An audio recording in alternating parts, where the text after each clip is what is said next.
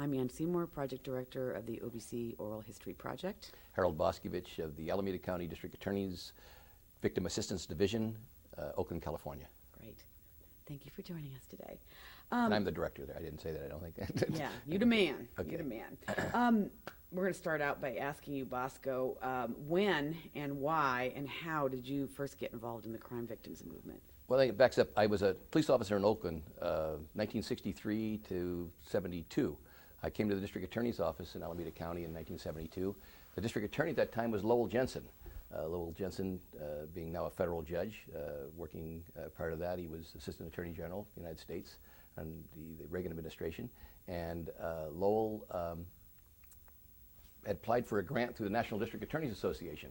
And I had been working in the district attorney's office for a couple of years after being a police officer as an investigator, as an inspector in the district attorney's office.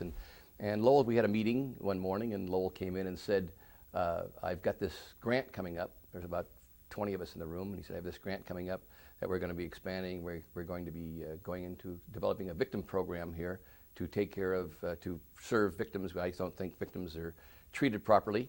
And his comment was, which became the focal point for I think, the victims movement, was victims are people and not pieces of evidence. And Lowell was the first one to coin that phrase. He says, I'm sick and tired of victims being treated as pieces of evidence. And I think it's time we treat them as people.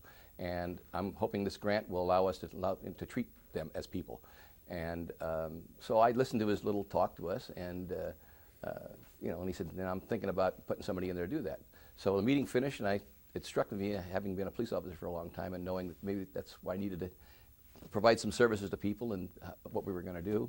And I went into Lowell's office, and I said, Lowell, I said, if you're going to start a victim program, I think I'd be very much interested in working on that, in that grant. And he said, well, I'm glad you said that, because you were the one I was going to put in there anyhow. And I said, well, okay, we understand. And at that time, a fellow by the name of Howard Jansen was a prosecutor in the office, and he had asked Howard to, because it was the National District Attorneys Association sponsored grant, he asked Howard to come in and act as unit chief, as the prosecutor link between National DA Association, and I would be working in there as the victim advocate, I guess, in the unit. And we began the program. Actually, officially got started in November 1974. Actually, the opening date we had was November 15th, 1974, but November 74 we got started. And during that time, there were the 8 victim witness programs in the country, and the 8 were, it was Farmington, Utah, Covington, Kentucky, the 2 small counties. We had Denver, Colorado, Alameda County, my jurisdiction, and Denver, and White Plains, New York. And then we had Philadelphia and New Orleans and Chicago as the 3 large. So we had 3 very large county-based programs with populations of 2, 3, 4 million people, and then populations of million, the 3 middle-sized counties, about 1 million population, and then the very small, 50,000, 100,000 people. And the idea was to try to see if a victim in a small rural county was treated the same in a large county or a medium-sized county. And our job was to gather statistics, questionnaires, talk to people, develop statistics so that National DA Association could submit something to, through LEAA, in fact, the Law Enforcement Assistance Administration, who gave the grant, to try to work on how they could improve the system, the criminal justice system. People at the time, there was a fellow by the name of Dick Lynch and Bob McKenna, who were the National District Attorneys Association people who were the links between us. And interesting is that we met. It was kind of nice because we talked amongst each other. I met Norm Early, Pat Devlin, guys that names are around it. We had a lot of fun together. But you realize when you're across the country and you're talking to people on the phone, you never got to see some of these people. And you're kind of saying, well, like, what's this guy look like? And there's any pictures of him. And you'd talk to, like, Dick Lynch and said, what's Norm Early look like? And those are kind of like, when you first saw each other, you kind of figured, well, what are we supposed to do? The very first meeting that we really had together, I think, was in California. The one meeting that we had was at Asilomar Conference Grounds at Pacific Grove, Monterey Coast. And I think I don't know whether they picked that because there's golf courses down there at Pebble Beach or whatever, but somebody picked it. I'm very honest about it. I'm not a golfer, so I don't know, but they came down, and you got to realize that the district attorneys at that time were really prominent in the news. Ed Daly, the mayor of Chicago. Now he was mayor of Chicago after that, after he was district attorney, and Harry Connick, district attorney in New Orleans, F. Emmett Fitzpatrick from Philadelphia, J.P. O'Hara from Covington, Kentucky, Dale Tooley, which is in Denver, Colorado, and people that were there, and everybody knew who these people were in the country, and they were pretty much leaders. And Lowell Jensen, who went on to bigger and better things, but Lowell being one of the leaders, and we met, and the very first time we had a meeting, we discussed what we were going to do and how we would get these things done. And we kind of, after that, we just kind of got tired of taking statistics. And what really happened is we moved away from that. We just kind of went in and said, look, I'm tired of taking figures and statistics, taking surveys from people as to what they were doing and whether they were treated right. And, let's do something about it. I mean, we'd call a person and saying, how did you feel you were treated by the system? And they hung up on you, they told you, it sucks, and you can have the system and stick it. I mean, we had people tell me things that I figured, I thought it was the district attorney's office. You're thinking the district attorney's office, you're doing a great job. You call up and say, I'm with the district attorney's office, and the guy says, you son of a bitch, and hangs up the phone, just like that. And I was amazed. It's like, wow, I thought this is pretty good job, and I didn't believe that's what people thought of us. And I remember calling a guy and talking with him and saying, well, what happened? He said, hey, look, he said, I got to tell you that when I was in the system, he said, criminal justice, he says, I went to court. He says, I went through the trial, did the whole thing, and I'll tell you something. He says, you got the wrong guy. And I said, you got the wrong guy? He says, yeah, the guy, because we were telling him what had happened in the case, and he said, you got the wrong guy. And I said, what do you mean you got the wrong guy? And he said, look, I got my TV stolen, my house, burglarized, stolen. The cops caught the guy, okay? They got him a half a block from my house with a TV in his car. They picked up the guy, put him in jail. He said, he had my TV for about an hour, half hour, he said. The police department has had my TV for a year. He said, you should have locked those guys up. And then it struck home with us, like, wow, and this is what the guy thought of us. I could care less, this guy didn't get away with anything, but you guys got my TV and you won't give it back to me. So we really kind of moved along that direction. One of the first things that happened with property return was something we started saying, gee, maybe we should do something. So we looked at California law. We just started doing things in California. Looked at California law, had some law clerks in the office and said, hey, research this and find out how we can get property back to people. So I wrote did some briefs and looked up law and found out whether they could photograph the evidence and retain the record of photographs. So California, we wrote the law, victim program wrote the law and got it passed. Had Senator in California, Senator Petrus, sponsored the bill, went through, and we got 1970, I want to say 76, 75, 76, we got the law passed to allow photographing of property. And it's amazing, though, when you talk to prosecutors. In fact, even this day it's a little better now, but at that time it was like, you can't do that. We're saying, you can't, that's my evidence. I have no case if you get that away. Saying, well, can't you take a picture? Oh, a picture's not the same thing. It is the same thing, I mean, I told it, we convinced him, look, if the guy stole a piano, would you bring the piano into court? The guy steals an elephant, do you bring the elephant into court? This doesn't make sense. And the guy, I said, what do you do when a guy steals a car? And well, bring in the registration. I said, well, you don't bring in the car. So then why do you need the same thing? So you take some carpenter's lost all his tools. So you don't give his tools back to him. You can't take a picture of it.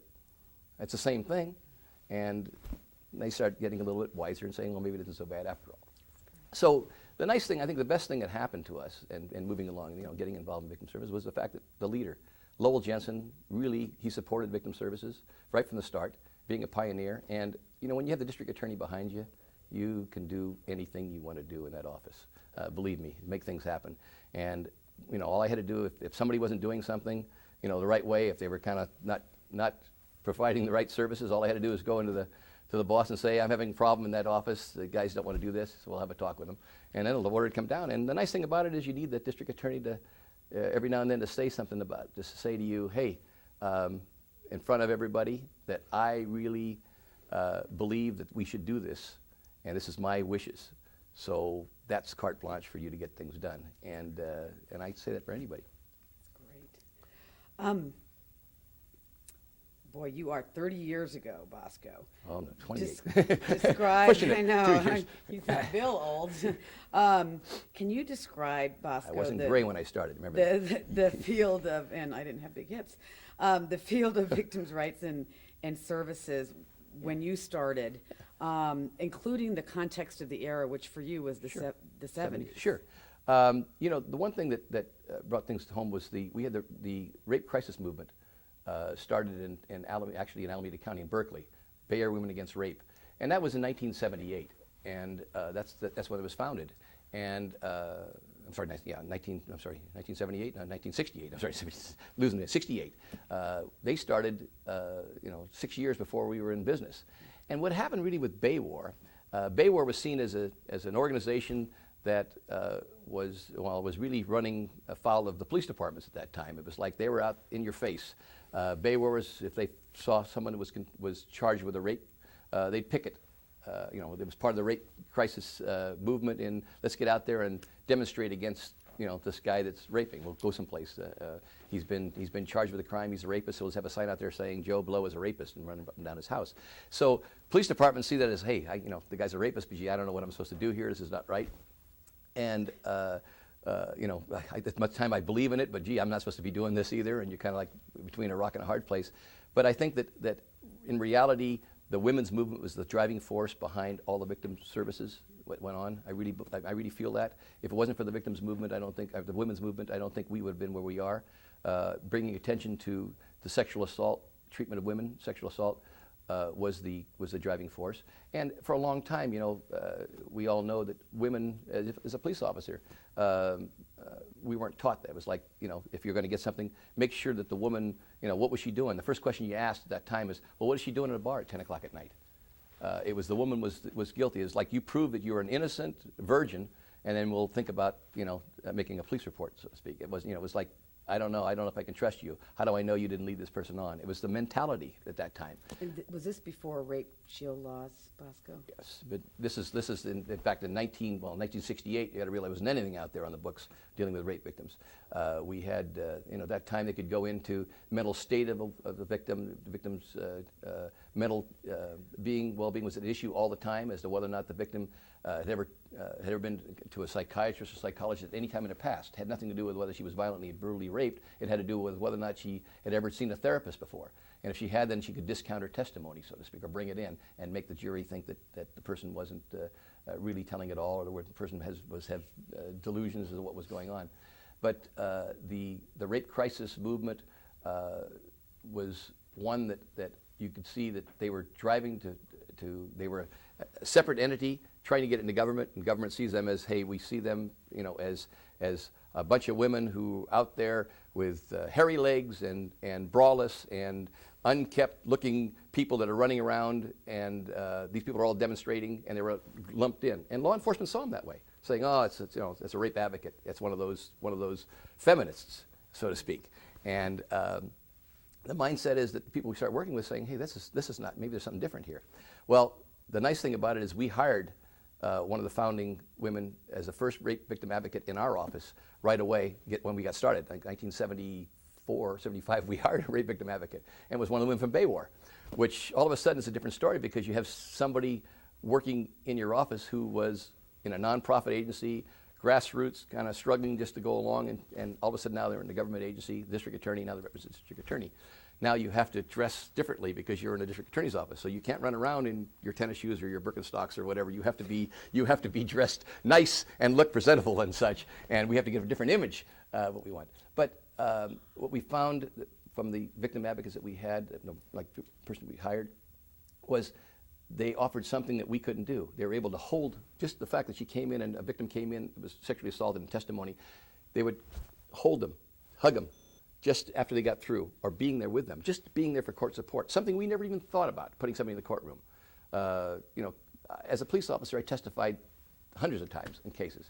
And I'll tell you, it was frightening. It is not the easy thing. Even though you get used to it, as much as you're there and you got 12 strangers, And my job was easy to tell the facts, but you're still a little nervous because you don't know what the defense attorney is going to say, ask you, make you look stupid, not hard, but the idea is make you look like you didn't know what you were doing or what you were saying. And so you kind of was always questioned. And if you had an interview with the district attorney before, and the district attorney says, okay, here's what I'm going to ask you. I'm going to ask you this and ask you that. Well, they just know what they're going to ask you. The defense attorney, we don't know what he's going to ask you, whatever, he or she. And so we'll go from there and see what happens. I'll try to take the lead. Well, sometimes the person did, and sometimes they didn't. Sometimes you were there and you're on your own. The district attorney kind of like heard the things. You're looking over for like, are you going to object or something? The person didn't object. You're sitting there saying, okay, I don't know what I'm going to do. And I imagine how, you imagine how the woman being in there, not part of the system, and not being part of the good old boys network, in that they come to court, all the cops sit together, they all kind of know what's going on, they know all the DAs, everybody knows everybody, and at least they know the judge, they know the clerks, they know everybody because they're there all the time. The victim walks in, they don't know anybody. They haven't got a person along that they know at all. They walk in there and people start talking codes and numbers to them, and it's history. So that idea of having somebody in our office was the first court support. We started providing court support. And for a long time, it was hard to get the prosecutors to accept it. It was like, I don't want some woman, I don't need it. I can take care of my own witnesses. I don't need somebody to hold their hand. Until the boss said, yeah, you do. Okay, we're going to try it, and you're going to do it. And so it was geared towards sexual assault. And we later went on and hired a lady by the name of Karen Haga. That time, Karen Haga, she's passed away since. She worked with me for about 15, 16 years, and she passed away. And she was involved in domestic violence, trying to get in there and working with victims of domestic violence. I hired another lady by the name of Ruth Edwards. I was at a conference. We had a conference, and it was one of the, I don't recall if it was a NOVA conference, but it was an LEA. It was a conference either sponsored by, at that time, the LEAA or somebody in federal government. And we were back I think we were in, we may have been in Memphis, or I think we were in Memphis. And I saw a lady there give a presentation, and she was a domestic violence person. Her name was Ruth Edwards, and she was out of Fort Collins, Colorado. And I turned to Ruth and I said, we're going to move into the domestic violence area. Ruth, how would you like to come to California? And she said, gee, I don't know. I've got a husband. I've got problems here to take care of if I did that. And I said, well, I'm interested in getting you to California. And next thing I know is I came back and told the boss, I got somebody that we need to hire. If she's going along, if she's domestic violence, we can move in that area. He said, hire her. If she's good, hire her. So we hired her, brought her out from Colorado, and she became domestic violence. So we reached out and started working in domestic violence in the 70s. And so already we've got people on board now. We had 3 victim advocates in the first year or two we were there. Women who never seen women in the office. And for the most part, Lowell was always trying to get women prosecutors, and there wasn't many women prosecutors around. We have 3 victim advocates, so we moved in that area and started expanding and finding areas we could go into. And domestic violence was an issue we were in long before it became in vogue in the 80s, 90s, or whatever, the O.J. Simpson thing. We were doing it before, like most victim programs were. They were involved in things and taking hold and working with the different programs. And actually, their job was the liaison. The sexual assault victim advocate would liaison with the Rape Crisis Center. And our funding, in fact, the funding for the Rape Crisis Center in our county came through the County Board of Supervisors. And I was the liaison between BayWar. So the working relationship was forced for us to work together because they don't get money unless they work with us. And we want them to work with us to get things done. And so it was wonderful. And I think our relationship with BayWar now is excellent. All the years of service they've been there, and having the first Rape Crisis Center, and us having the first victim witness program in the prosecutor's office, that makes for an easy operation. And a sidebar for you is that the phase 1 of the Oral History Project, we're focusing on the 3 first organizations. So we've been in touch with Marcia. Marcia Blackstock, yeah. a good person. Small world. Sure. Looking at in your pioneering area, which is one of the first victim witness programs, what was the greatest challenge that you and your colleagues faced in affecting change? I think it's the education that prosecutors and law enforcement and understanding the role of the victim advocate. That was the biggest challenge. Selling it. The nice thing about, for the people coming in now, everybody has one and people want one. The time, you got to realize if there's nothing like that in the state and you start off, the challenge is, well, it's got its pluses and minuses. First of all, there's nobody to compare you to, so you can't make a mistake because nothing's being done. That's the easiest thing. There isn't any job that you could think of. Start off right away. How do you compare if nobody's done it before? No matter what you do is going to be something better than what is there now, if you do it the right way. So, but the challenge is really getting people to understand what you were doing and why it was necessary. You still had and I would say the dinosaurs that were in the office. We never did. I've been trying cases for 25 years. I don't need anybody down here holding my witness's hand. I've never had a witness ever yet, any heavy problems yet. They don't see the witnesses. They have no idea what was going on. And I got to say that one interesting thing we did is that we made a movie. There was money come out from National District Attorney's Association to make a movie. And I want to say it was called the Justice Maze. And it may still be around someplace in print someplace. It was like done in like 75, I think we did it. And this movie featured many of us in the victim movement that were there, just as little cameo roles. Walking in, I remember I had a little role of as a witness in the case and walking the courtroom. And what it was, a lot of double talk. We made it, what we did is, our first movie was to portray victims as really getting shafted by the system. To walk in and do everything that you could do to make the victim feel like garbage, do it and enhance it. And so we had a victim come to court, and when the victim got to court, walked in, the guy said, yeah, have a seat over here, and she sits down next to the defendant's family, who sits there and eyeballs the person, and we got her going into court. She goes into court, and the DA says, yeah, oh, you're here, yeah, okay, fine, have a seat down there, and he's double talking about all this stuff in court, and she hasn't got a clue what's going on. And when she finishes her court, he turns around to her and says, I don't need you anymore, because he took a plea in the case. He says, okay, thanks for coming, I don't need you. And she says, but he said, I haven't got time for you now, I'll see you later. And so, she walks out, and she's, got this, she couldn't park. In fact, we even started, she couldn't park, she went around the block. He said, we had parking lots all filled up, lady, we can't do anything for you here, you have to go someplace else. And so everything that happened to her was wrong. We talked about parking, we talked about not being able to find the courtroom. When you got to the courtroom, you sat next to the defendant. We showed that when you got into the court that the DA didn't pay attention to you, and nobody cared about you. When you walked out, and I was like a witness, I played a part of walking in as a witness and saying, what's going on? I was late getting here, I couldn't park and everything else. And she says, what's over? And I said, what do you mean? I just took off work, I just got here. What do you mean it's over? It's only been, it's like 2 minutes. He says, I walked in, he said it's over. I don't understand it. And I'm like, what is this? And we just kind of turned around and showed that thing, and everybody's laughing at parts because we enhanced it, showing how messing up. But people could identify it. This is a typical situation that happened. It wasn't any different than anything. And then we turned it around and showed, exaggerated the other way. And so the woman's coming around the block, and the parking lot says all full, and she holds up a little sign saying witness, and the guy says, oh, witness, come right in. And he opens the gate for her and brings it in there. And we did everything that we could to show how, and it was really exaggerating it, but we're saying on both ends, we're showing this is the way it is, now, and it's, you may laugh at it, but this is the way it could be if you really did something, but you're someplace in the middle there that, you really should be. And so we don't take you to the extremes. You have a cup of coffee, sit down. Is there anything else we can get you? Like everything you could do, because like flying the best airlines in the world, and you're sitting in first class. So that was kind of an NDA project to do that. So it made it fun for us to do that and pass it on to people. So making the movie was exciting. Bosco, film producer. Yeah. What were some of the secrets and tactics and strategies you employed that were successful in the early days? I think that sometimes by just the fact that we were able to do things as a model for other programs. Because as we started off implementing the photographing of property, we pass it on to people, our colleagues around the country that were doing it, and said, we just did this law here, and the person says, can I have a copy of it? And so maybe I can just go ahead and copy that law. So the work is done. And I think that all the model things that we did, everything that we tried, we talk about it, and somebody else would say, gee, that's a great idea, tell me about it. And we were meeting and traveling. I spent, I guess, the later part of the 70s, I want to say 77, 76, 77, 78, traveling around the country with a fellow by the name of Emilio Viano, Dr. Emilio Viano, who was, I guess, the professor of victimology at American University, I think it was at the time or whatever. And he was a consultant, and he had put out Victimology magazine, I think it was called. Mm-hmm. He had produced as editor of that.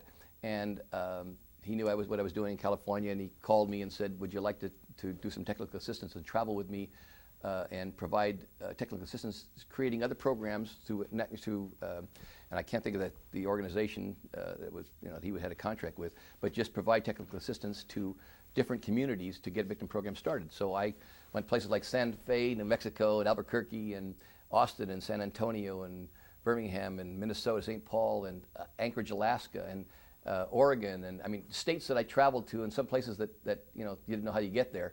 You got on a plane, you got someplace, and you took a car and you drove for miles to get there. And we spent like 2 days, the dog and pony show. You came in and you said, this is what we have in Alameda County, this is what we do, and this is what programs do, and this is what you could do if you did these things. And people were interested. And the nice thing about it is talking to other people when I was there, and they'd say, gee, I think it's a great idea. I want to start one here. And prosecutors would come up to me and say, could you come to my county and talk to them? Same time in California, it was happening. Programs in California started going, and Lowell Jensen said, I want you to go down, and district attorney in San Diego, he's a friend of mine, I need you to go down and Ed Miller and talk with him and try to help you get a program set up there. And I want you to go here, and I want you to go to there. And so I was traveling around the state and just meeting for a day or two in San Francisco and Los Angeles and San Diego, and I think of the different places that I went all over, and meeting with the people there and saying, here's what we do, and here's what you can do, to make things happen. And see, they bought off on it. And meeting these people later, and made a lot of nice friends, good friends all over the country. Had a lot of good stories, a lot of fun times that we had together. But they were very proud. In fact, the nice thing about it is when you go to they'd go to a national conference they'd be at, and they'd look for you or something and said, gee, my program's working great. And it was maybe a year and a half later, gee, I thank you for that. And I'd say, well, tell me about your program. And they'd say it. I said, gee, that's something I didn't try. Let me go back and add that to mine. So I think we borrowed from each other, all of us. Nobody has a lock on anything you did. And so whatever I did, I put it out there. And then you told me what you did. And I said, gee, that's something I'm not doing. Maybe I could look at that too. And so what do you have? And so it keeps growing. Then I modify your thing, you modify mine, and it gets bigger and bigger. And pretty soon we're all kind of doing anything and everything we can. Great. Whoa, memory lane. I was so glad you mentioned all those people. In your opinion, Bosco, have there been or are there any failures in our field?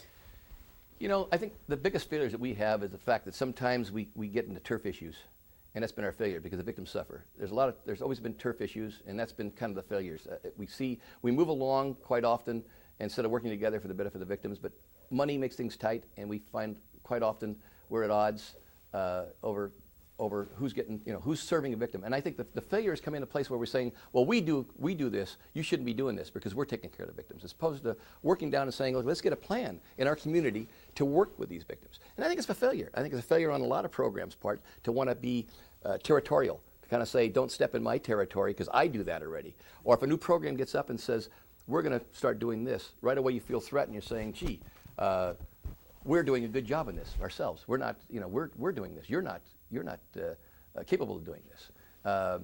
Instead of saying, well, let me see what you're doing this, we're doing this now, how about you doing this to enhance ours? I mean, let's work together on it. And I think that's the big key. Our failures have been that. And who suffers, we go backwards because we're too busy putting out the fires, working against each other. The victims suffer. And that's a failure. And you've been doing this 30 years, Bosco. Is that a failure that has been, is it a 30-year failure or just today? It happens. It's happened through the history of the program. You get in there, it comes and goes, and it goes with, as you get in there, people, they'll say, well, gee, we're doing, we're serving victims of sexual assault, and this rape crisis center now wants to do this. And all of a sudden everybody goes, oh, well, they can't do that because we do a better job. Well, there are things that they can't do that you can do. Let's find out what it is, and the victims get a complete package. That's where we are. That's great. Thank you. That's great.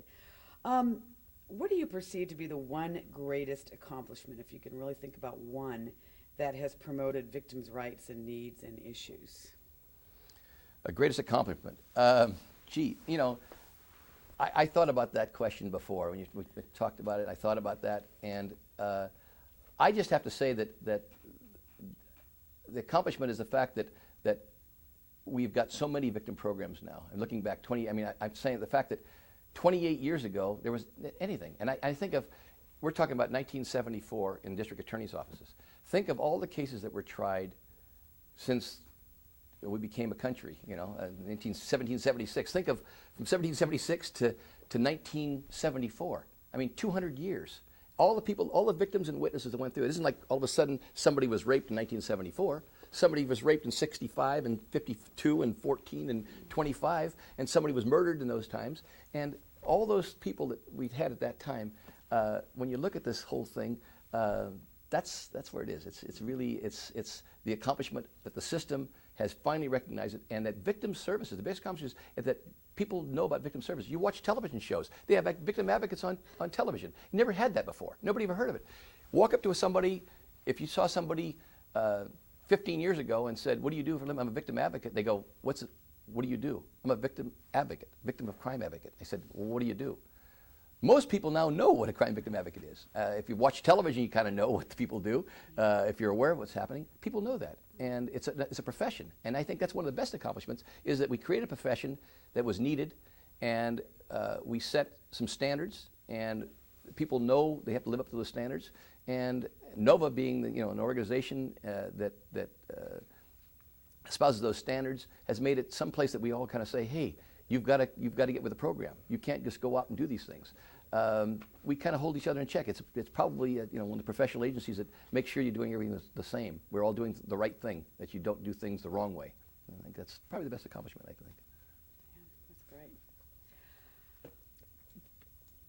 Well, this is a nice continuation of what you just said. What's needed today to continue the growth and professionalism of our field? Or, Bosco, I mean, another way of looking at it, is there anything missing that will help us to continue to grow and become more professional as a field? Money, but no, Yeah. but it's always there. No, I think the leadership, the nice thing about it is that we have new people coming in, okay? A lot of us old buffaloes, as you say, or whatever, we've been around a long time. What I hope will happen is that, as mentioned before, that we become, the people who provide that history, the guidance for the people that are there to carry on. We slow down a little bit. We get to the point where saying, hey, we're kind of not moving like we used to. We're a little grayer. The one thing that comes with gray hair, I've found out, is people say, yes, sir. Can I help you, sir? Also, you need help out with your groceries. That's the things that still that kind of bother me a little bit. But that kind of, like when you walk in the room, I find out now when you're a little older, they tend to listen to you a little bit more because you're kind of wiser. I mean, that's the idea. They don't kind of push it off. And I think that I think that new people coming in need to look to the people that have been around a while to see what's been tried and what's there. And that's for guidance, not to tell them what to do, but to see what's been in the history. Let's look back at the history, see what's been there. What have we done? Where are we moving? And did it work? Why didn't it work if we tried something? If we're moving in a direction, listen to the person that says, this didn't work at this time because, not because anything you did, because the leader at the time wasn't there. It may be ripe to do this now. And the failures, I think, that people took place, you asked a question earlier that came to mind, is I think the failures only occurred when the leadership didn't allow something to happen. The people that were in powers, the authority, that stifled what was happening, that's your failure, because you didn't educate that person. Now, when the person got out of office or whatever they were, things moved along. I think that we need to educate more. We need to train more. We need to certify our victim advocates. We need to make certain that that profession is one that is respected, that a prosecutor, a doctor, lawyer, whatever, recognizes the victim advocate as a key player in the entire treatment of a victim. Whether the person goes into an examining room with the victim, that person's there for the well-being, that you don't have to have a PhD to provide services to the victim, that the person has to show some empathy, some caring, understanding, develop a relationship with that victim so the victim can get through it all.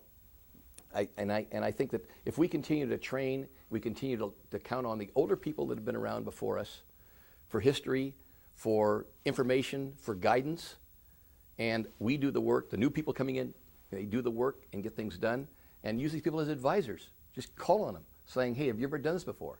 Do you know somebody that can do it? Because these people that have been around a long time are valuable resources. I really believe that there are people that I still call on that's saying, hey, who do you know in such and such that does this? So-and-so right away. And we all know their names, just like any profession.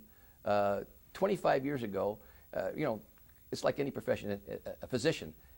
You could go to your physician and say, hey, doc, who's a good knee guy? Do you know a guy? Oh, yeah, I got a guy does knees and whatever. And you knew who to go to. Now you can say, hey, who's a good person that works with domestic violence, disabled victims of domestic violence?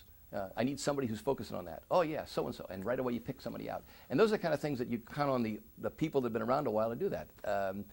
I think we forming a network is the best resource that we can do. Network together. Organizations like NOVA allow you to network. But anytime you can get together and network with other people to enhance your program, you're going to continue to go. Otherwise, you're going to get stagnant. If you stay in your community and you don't get out there and meet the other people and connect with them, you're not going to grow, and your program's going to pretty much stay stagnant. Do you think we're doing Do you think we're doing enough to the old buffaloes to mentor the next generation? You know, mentoring to me is the thing in the state. I believe that every time a new person comes into the program, my idea is to meet that person right away, call them and say, hey, I'm here, call me for anything you need. And we do it in the state of California. We have a mentoring program where somebody comes in to the office or comes into a victim program someplace in our 58 counties, and right away we say they call us, there's a new director in Fresno, and saying, okay, and I call up and say, hi, you know, I'm Bosco, I'm a person in Alameda County. I get together with you if you need me something, you know, I'll tell you what's going on. We need to talk with you. I'm going to connect you with somebody else that close by you. You can talk to that person. If you have anything, call me. And I think the best, you know, it's that mentoring is the most important thing we can do for victim advocates, for coordinators or directors of victim programs, because you can't do it alone. You really need somebody who's done it before, and the guidance is important. If I had to, I feel sorry sometimes. Looking back, what I had, you know, 24 years, there was nobody doing it. It has its pluses and minuses. Again, what do? You can sit in your office and say, okay, I have to think about this. And it brings to mind the first time a letter went out to the victims, and how, I can tell you, how a letter went to a victim, notifying a victim of a case. We were sitting I was sitting in the office, and I was looking at a police report. It came through my desk, and this is 1974, 75, I guess it was. And I looked at the police report, and it came in, and a victim had been assaulted. A woman had been beaten and such, sexually assaulted. And I looked at the police report, and I was just jogging down her birthday, and I said, I happened to notice her birth date was the same day as today's date. It was like today was her birthday.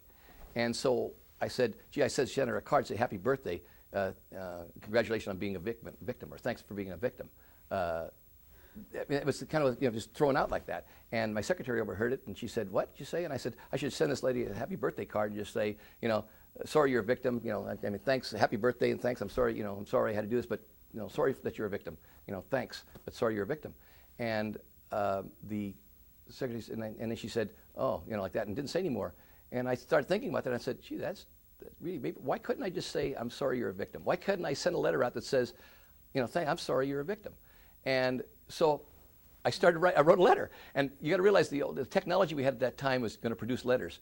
And the letters, we had the old, I know some people know the old mag card machines now, dating myself, but this is prior to, you know, the typewriter. We had the electric typewriters, and we had these little tape discs that went in, little tape cassettes that went in, and you could code in stops on the thing, much like you do on a computer, and we did that, and found out that I could write a letter to a victim, telling a victim that I'm sorry you're a victim, and here's the guy that did this to you, or whatever.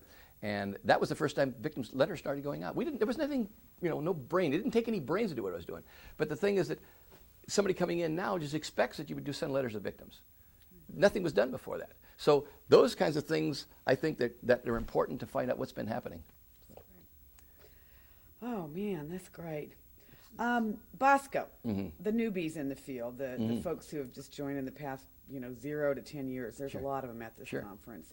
What advice would you give them? Listen and move. Go as fast as you can. Do whatever you can. Educate, learn, train, network, okay? And talk to the people who've been around a while, and look for the help. Anytime you can get the help, do it. Don't be afraid to ask for help. Don't be afraid to ask.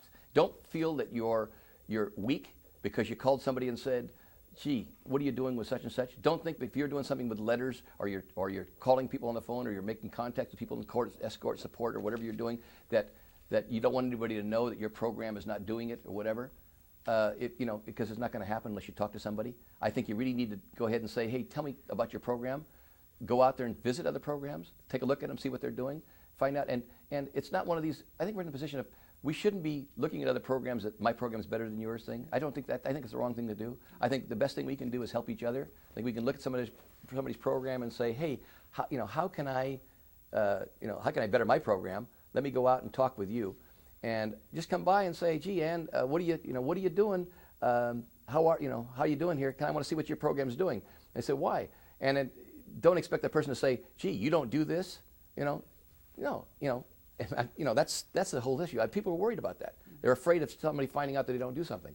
For God's sake, that's the worst thing you could do. But the best thing I could tell newbies is go out, talk, listen, move, and try to educate. And the best thing is to win over your boss.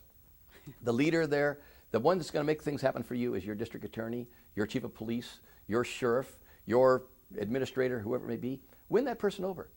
Get that person on your side, show them the need for your program, work with that person, and make your thing happen. Because with that person's blessing, you can do anything. You can change the whole office. You can have the biggest office you want and do everything you can for victims. Just make sure it happens.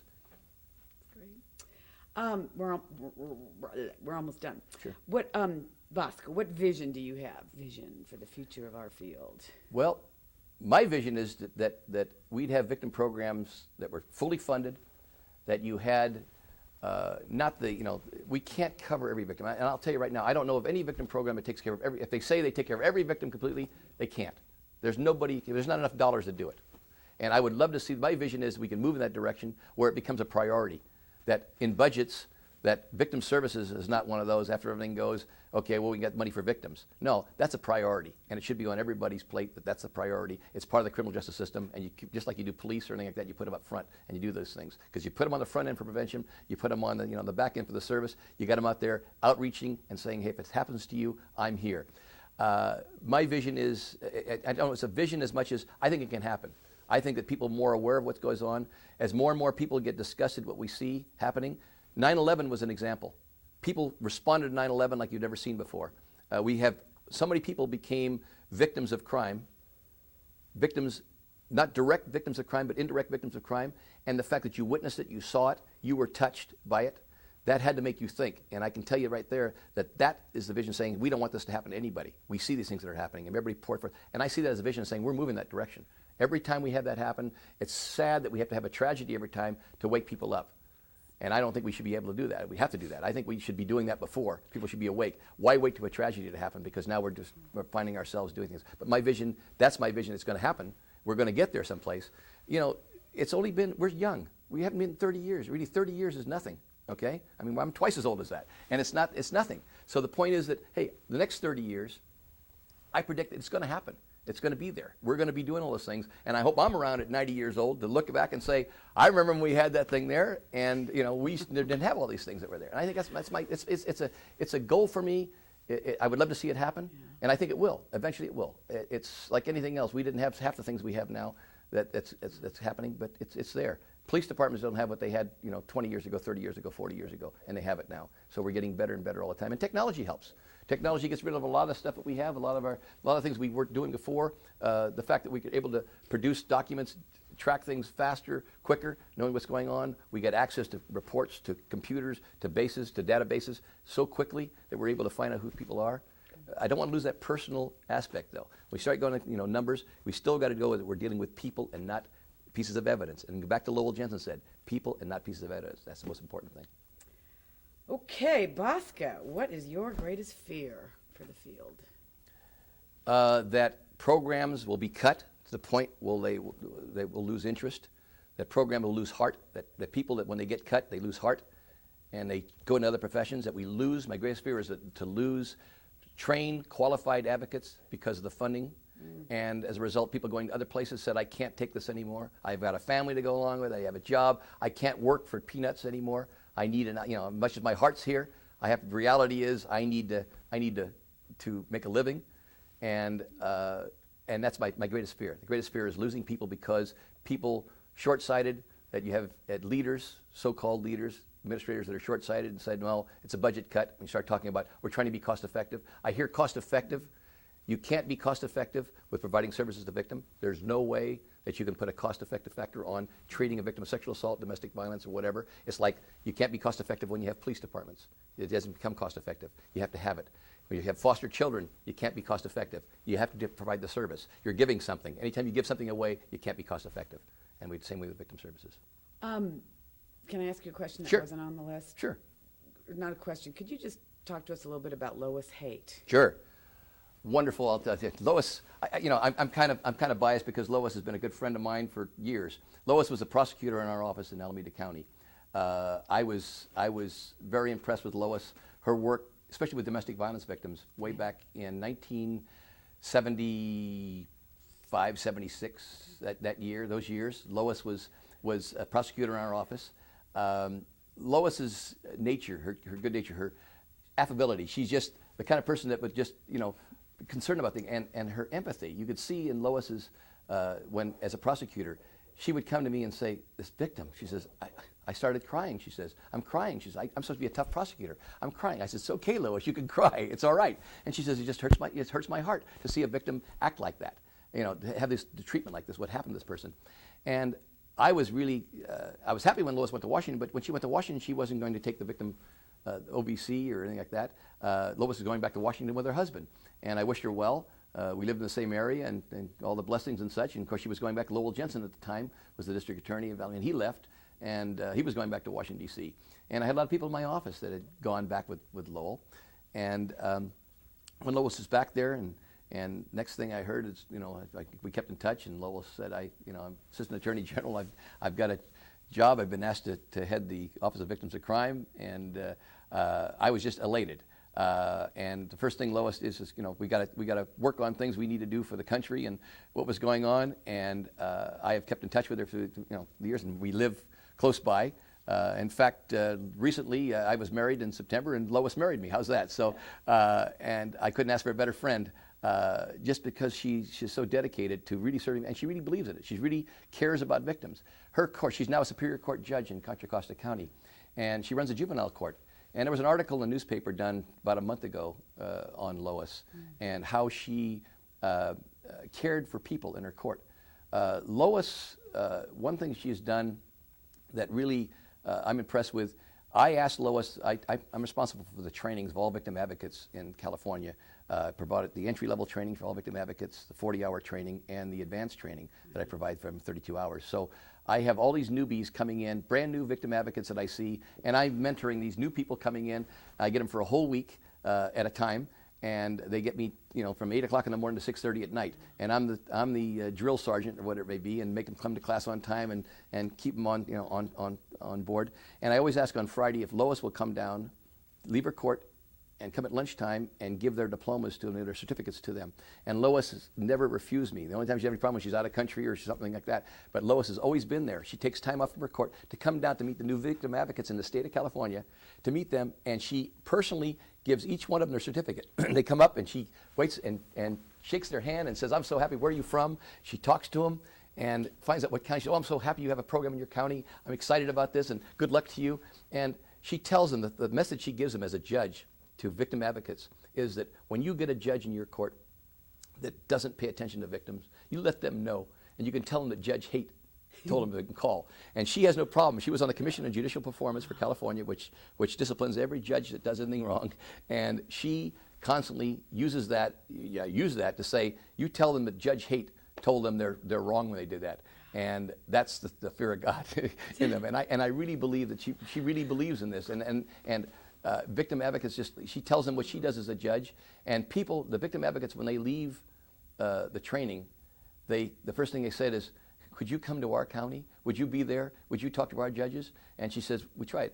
I've taught classes with Judge Haight at Hastings Law School. I've taught with her at the Judges College and the classes she teaches on victim services, victim advocates, victimology, victims' rights. Those classes she teaches as a judge. You don't find many judges that want to go out there and teach like that. And I can tell you that you have a strong advocate in Lois Haight as far as service to victims.